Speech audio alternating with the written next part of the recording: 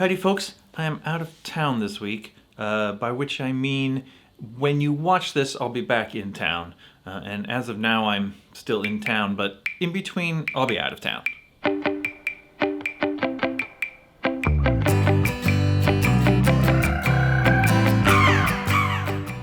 Okay, today I'm doing just a quick Amaro Latte update. There's been a few developments and discoveries as folks have been chiming in the comments with their things that they've figured out. I've been in touch with Boorens, who's been trying a few things as well. So I thought I would give a quick update and let you know what we figured out so far. So the first thing is I got a comment on that original video from loyal viewer Håkan Vilkstrom, who I think he lives in Sweden. I apologize if I get that wrong. But he's in Scandinavia someplace. And he was saying that he was able to get the Fernet to work. So like a regular proof Fernet in equal proportions in his milk frother. And I don't think there's anything special about his German milk frother that maybe he thought it was. I think it might be the milk. I still haven't been able to get Fernet to work. Any of the high proof stuff seems to immediately kill the foam. But that leads me to another point. I made a short a little while back. I did a Cynar Amaro Latte in a short. I used some random milk I had around that was actually low fat but ultra high pasteurized, so like a shelf stable milk, and that foamed up really, really well. Now, according to some research done by loyal viewer Stockside, and by research I mean some searches on the internet, apparently low fat milks are supposed to foam really well and have really stable foam, but also the UHT pasteurized milk, so like the very shelf stable milks, are supposed to work really, really well as well. Now in that Cynar Latte short, I used some ultra high pasteurized milk and it worked really well. But subsequently I tried regular low fat milk, the same brand as I've been using this whole time, my sort of local brand, and the low fat milk wouldn't work at all. So I have a feeling it's something about the ultra high pasteurized milk that's actually the best for this device. Now I also wonder if Håkan in Sweden or wherever he lives was using some more pasteurized milk, and maybe that's why it worked with the Fernet. I don't know, more research is required. I'm gonna have to go track down some more of that higher pasteurized milk and see if I can figure anything out. More testing is required. I think the takeaway here is if it's not working for you at your house, maybe try switching to another milk. Try whole milk, try a more pasteurized milk, or, you know, just see if there's something up with the milk. So that sort of leads me to number two, which was I got a question about non-dairy milks. I don't think nut milks work very well. I have some macadamia nut milk lying around from my macadamia orgeat, and I tried that. It didn't foam at all. It was a total bust. But according to the internet, soy milk might work really well. I don't happen to have any soy milk, but if any of you out there have soy milk and can give soy milk a go, let me know how it turns out in the comments. But now number three, I can tell you about a milk that works really well, and that's chocolate milk. Cody and I were doing some testing at work. Chocolate milk worked great. Now there is a chance we're gonna get an Amaro Latte using chocolate milk, Cynar, and Nocino on the menu at work, which would be pretty exciting. There's still some details to work out about how that would work in the bar setting, but I'll let you know how that goes. But in the meantime, let me just show you this recipe. It's gonna be 1.5 ounces of chocolate milk, 1 ounce of Cynar, 1/2 ounce of Nocino, and a bar spoon of simple syrup, which I'm leaving out of this recipe. This is gonna turn it into a little more of an appealing sort of dessert-like drink for the sort of general public, maybe people who aren't that into super bitter things. So I'm pretty excited to see if this goes over well. All right, so let's see how this turned out. This is the chocolate milk and Cynar. Now, the one at work does have a bar spoon of sugar, which I left out of this one. I think it works well both ways, but let's just give this a taste. That is so good. Chocolatey, obviously. Bitter from the Cynar, but the Nocino gives it like this sort of spiciness over the top of the whole thing. I mean, that is a great combo. Delicious for dessert. Super fun. It kind of does feel like you've just come in from skiing and you're having like a hot chocolate thing. It's gonna be amazing. In a similar vein, we were doing some testing at work and decided to try out the Campari version, but with a little bit of strawberry flavor, which I thought was gonna be a pretty good idea.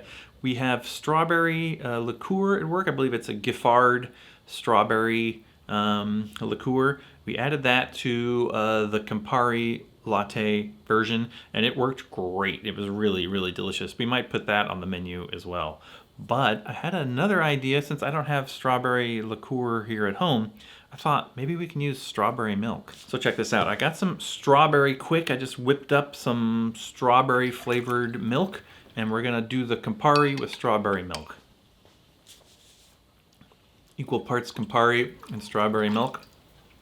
Let me tell you, it's fucking delicious.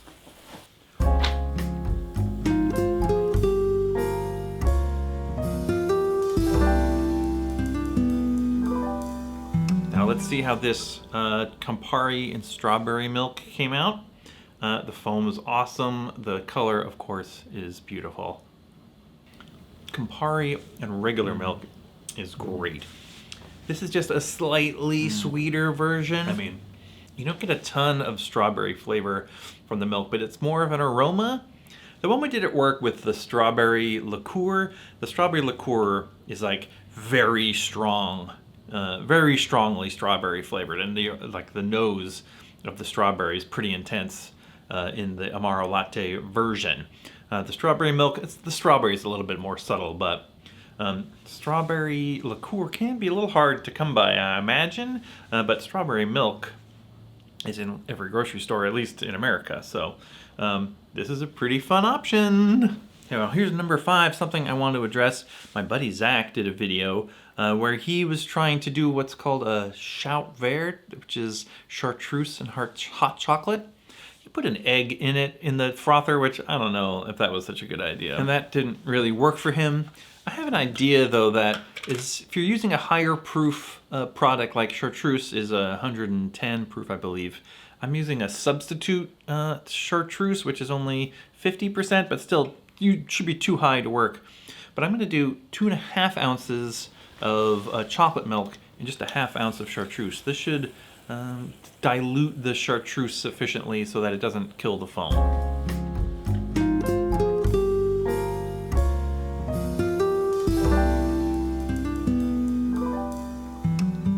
Okay, let's see how this turns out.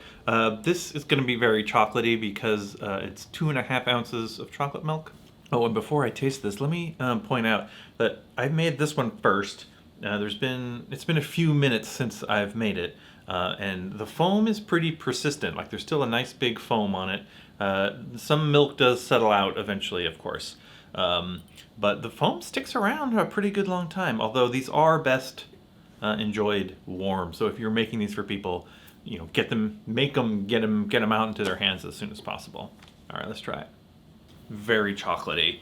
The Chartreuse is more of a subtle sort of aftertaste. I mean, like a sort of a spicy hint to the whole thing, which for me is fine. I've tried these with a bigger proportion of Chartreuse, and so hot Chartreuse is a little bit much. So I kind of like this subtler approach.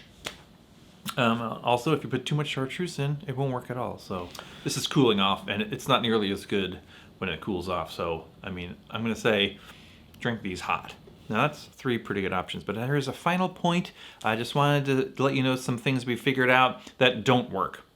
Burns was trying to do a vermouth and something, Amaro Latte, which didn't really seem to work at all. I tried it with just straight vermouth. Didn't really work. The foam didn't work. Hot vermouth is kind of gross. It didn't really taste good at all, and I think it's the wine. So we suspect that the acidity in the wine is killing the foam. So you're welcome, of course, to try to use vermouth or some other wine product, sherry maybe, but I don't think it's going to work, and so you have to be careful with the acidity of whatever you're using, because the acidity will kill the foam. So, I mean, no frothy Negronis, I guess. Anyway, it's something to be aware of. All right, that's all I got. Let me know your thoughts down in the comments. If you do any more experiments, I'm trying to amass as much knowledge about this topic as I can, and I appreciate anything you can contribute.